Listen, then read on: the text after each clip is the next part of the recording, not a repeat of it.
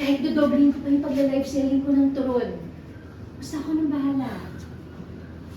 Mama Mary, tulungan po ako. Maghanap po ako ng paraan para hindi ko sa pera. Sabi na lang, anak, ha? Kaya natin yung mga kabirte, ha? Ang importante, mag-focus ka sa pag-aaral mo. Ako nang bahala. Sipuna ka, kawilan ng buhok sa face. Kawilan. Para mo ng buhok sa face. Yung kabila. Kabila. Hindi labas ang tenga pa. Sa kunti lang dito. Yan. And pick up. Galing sa lingon kay ma'am. 3, 2, 1, and action.